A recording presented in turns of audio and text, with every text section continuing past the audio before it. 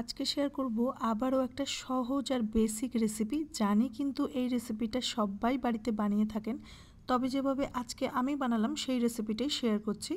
বানাচ্ছি নিরামিষ শীতকালীন সবজি দিয়ে একটা ঝোল, যেটা খেতে কিন্তু ভীষণ টেস্টি হয়। গরম ভাতের সাথে কিন্তু এই ঝোলই যথেষ্ট।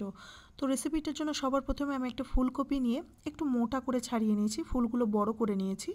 এবারে সসপ্যানের মধ্যে বেশ খানিকটা জল, লবণ, হলুদ দিয়ে গরম করে ফুলকপিগুলোকে 10 থেকে 12 মিনিট মতো সেদ্ধ করে নেব। এখানে আমি পছন্দ মতো সবজি কিছু নিয়েছি বরবটি, নিয়েছি শিম, আর এখানে অ্যাড করেছি একটু কাঁচা কুমড়ো, আর নিয়েছি বেগুন। নিজেদের পছন্দ মতো যে কোনো সবজি ইউজ করা যেতে পারে রেসিপিতে, যেমন মূলো, রাঙা আলু, গাজর, বিনস ইত্যাদি। এবারে বেশ খানিকটা সর্ষের তেল ভালো করে গরম করে এক মুঠো বিউলির ডালের বড়ি ভালো করে ভেজে তুলে সাইডে রেখে দেবো। এবারে কড়াইয়ের মধ্যে খানিকটা সর্ষের তেল গরম করে হাফ চামচ 5 ফোড়ন, শুকনো লঙ্কা, তেজপাতা আর এক এক করে সমস্ত সবজি এর মধ্যে অ্যাড করে দেবো। দিয়ে দিচ্ছি সেদ্ধ করে রাখা ফুলকপি, কাঁচা কুমড়ো, সিম, বরবটি, বেগুন, খানিকটা আলু আর বেশ খানিকটা টমেটো। এবারে গ্যাসের আঁচটা মিডিয়ামে রেখে কিন্তু ঢাকা চাপা দিয়ে বেশ কিছুক্ষণ রান্না করে নেব।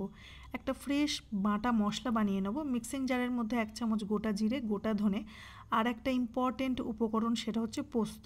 খানিকটা আদা দিয়ে এটার একটা পেস্ট বানিয়ে নেব। খেতে কিন্তু দারুণ টেস্টি হবে। এবারে দেখুন প্রায় ফিরে আসছি 7 থেকে 8 মিনিট পর। সমস্ত সবজি কিন্তু বেশ ভালো করে ভাজাও হয়ে গেছে। তৈরি করে রাখা মশলা, পেস্ট, বড়ি আর অ্যাড করে দেবো চেরা কাঁচা লঙ্কা, মিক্সিং জারটা ধুয়ে সামান্য জল দিয়ে দিচ্ছি, একটু হলুদ গুঁড়ো, কাশ্মীরি লঙ্কার গুঁড়ো, স্বাদমতো লবণ, চিনি। সমস্ত কিছুকে খুব ভালো করে মিশিয়ে নেব। এবারে ঢাকা চাপা দিয়ে গ্যাসের ফ্লেমটা স্লোতে রেখে কিন্তু রান্না করে নেব যতক্ষণ না পর্যন্ত মশলাটা থেকে তেল ছেড়ে আসছে। ভালো করে মশলাটা কষানো হয়ে গেলে বেশ খানিকটা গরম জল এর মধ্যে অ্যাড করে দেবো। তারপর ঢাকা চাপা দিয়ে সমস্ত সবজি সেদ্ধ হওয়া পর্যন্ত রান্না করে নিতে হবে। কেউ চাইলে শেষে একটু ধনেপাতা কুচি অ্যাড করতে পারেন। সবজি খুব বেশিক্ষণ সময় লাগবে না সেদ্ধ হতে। আর এই বাটা মশলাতে একটু পোস্ত অ্যাড করলে কিন্তু ঝোলটার টেস্ট আর টেক্সচার দুটোই পাল্টে যায়। তো এই রেসিপি দেখে কখনো বাড়িতে বানালে আমাকে একবার অবশ্যই জানাবেন।